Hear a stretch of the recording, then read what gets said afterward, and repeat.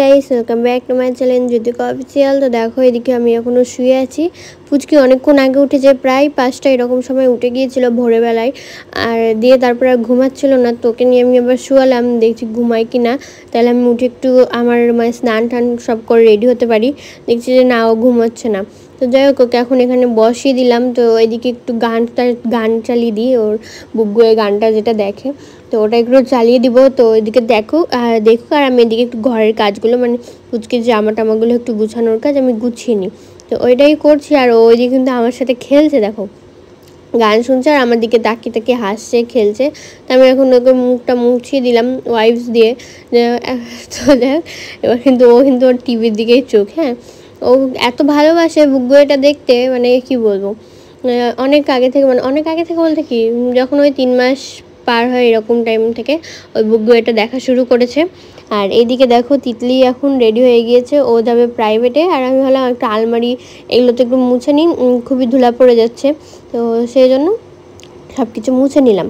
মুছে নিয়ে আমার দেখো সব মুছা টুছা কমপ্লিট। কিন্তু এবার যাবো হলো ঘরটা ঝাড় দিয়ে দেবো। তো মা ওইদিকে দেখছি বাসন মাজছে, তো আমি সেজন্য ফট করে ঘরটা ঝাড় দিয়ে দিচ্ছি। আর এদিকে আমি দেখো টেবিল সব খালি করে দিয়েছি। তো ভালোই লাগছে, এমনি পরিষ্কার হয়ে আছে টেবিলটাও। তো এদিকে দেখো ঝাড়টার দেওয়া হয়ে আসলো। এবার আমি বাইরের দিকটাও ঝাড় দিয়ে দেবো। হ্যাঁ, তো এদিকে জেঠু এসে পুচকিকে দেখলো, তো বলছে যে টিভি দেখছে, ভালোই তো।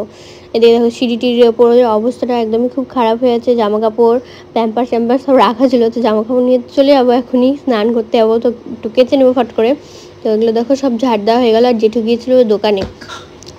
তো এদিকে দেখো সব ঝাড় দিয়ে বাইরে বের করে দিলাম। তো ভাবলাম যে বাইরেটাও ঝাড় দিয়ে দিই একবারে। যখন ঝাড় দিচ্ছি, তো এদিকে দেখছি মুছেও নিলাম ঘরটাও। ভাবলাম যে থাক, একটু মুছেই নিই, মানে একটু নোংরা লাগছিলো। তো সেজন্য আমি ভাবলাম যে থাক, আমি মুছে নিই, আর বুনু বাদ বাকি সব করে নেবে। তো দেখো সব কিছু করে নিয়ে আমি চলে গিয়েছিলাম স্নান করতে। স্নান হয়ে গিয়েছে। আর ওইদিকে পুচকির কয়েকটা জামা কাপড় ছিল, আমি সেটাও কেচে নিয়েছি। কেচে নিয়ে মেলেও চলে এসেছি। তিতলির আসতে দেরি হচ্ছিলো দেখে আমি মেলে দিয়ে চলে এসেছি। আর এদিকে দেখো পুচকির ক্রিমটা নিয়ে আমি মেখে নিলাম চুল টুল আঁচড়িয়ে, কারণ আমি কোনো আদার্স কোনো ক্রিম ট্রিম মাখি না। যেটা পাই সেটাই মেখে নিই বলতে গেলে। আগে একটা লোটাসের ইউজ করতাম, তো ওটা শেষ হয়ে গেছে। ওটা শীতের সময় ইউজ করতাম। তো এখন একটু দেখছি মুখটা সাদা সাদা হয়ে যাচ্ছে, তো সেই জন্যই আমি আবার পুচকির ক্রিমটা মেখে নিলাম। এদিকে দেখো জামা কাপড় গুছাতে নাই হয়ে গেছিলাম, তো আমি জামা কাপড় নিয়ে আসলাম বেলকনি থেকে। তো জামা কাপড়গুলো একটু সেদিন তো স্নান করতে দেরি হয়ে গেছিলো। এর আগের দিন তোমরা এর আগের ব্লগ দেখলেই বুঝতে পারবে। ওই 2-3টে এরকম টাইমে আমি স্নান করতে গিয়েছিলাম। তো যাই হোক, জামা কাপড়গুলো কয়েকটা ছিল, তো আমি সবগুলো কেচে নিয়েছিলাম। তো এদিকে দেখো পুচকির জামা কাপড়গুলো কী পরবে ওগুলো সব গুছিয়ে, মানে বাবার দোকানে যেহেতু থাকবে, তো জামা কাপড়গুলো কিছু দিয়ে দিলাম গুছিয়ে। আর এদিকে আমিও রেডি হতে লেগেছি স্কুল যাওয়ার জন্য। আর আজকে স্কুলের ড্রেসটা পরে সত্যি বলছি কাজের মাসি লাগছে। কারণ এই ড্রেস পরি না বলতে গেলে। এই ড্রেস তো আমাদের বাজবেরি স্কুলে ছিল না, তো সেই জন্য একটু অসুবিধা লাগছিলো যে কেমনই লাগছে দেখতে। তো যাক, কোনো ব্যাপার না। এদিকে তিতলিও রেডি হয়ে গিয়েছে। মা আমাকে আগে ফার্স্টে রাখতে যাবে, তারপর আবার বুনুকে এসে রাখতে যাবে। আর আমাকে রাখতে যাবে বলতে কি, আমাকে বাবার দোকানে নামিয়ে দিবে, আর আমি ওখান থেকে সাইকেল নিয়ে চলে যাই স্কুল। ওখান থেকে তো বেশিক্ষণ নামাই, 5 থেকে 10 মিনিট লাগবে। আর এদিকে দেখো আমি খাওয়া দাওয়া করে নিলাম। খাওয়া দাওয়া করে নিয়ে বসে গেছি পড়তে। পরের দিন আছে হিস্ট্রি আর হলো জিওগ্রাফি আছে, তো এই জন্য একটু পড়তে বসে গিয়েছি। আর এদিকে আমি পুচকি জামা কাপড়গুলো আবার ভাজ করে আবার গুছিয়ে আবার ঢুকিয়ে রেখে দিলাম ব্যাগের মধ্যে।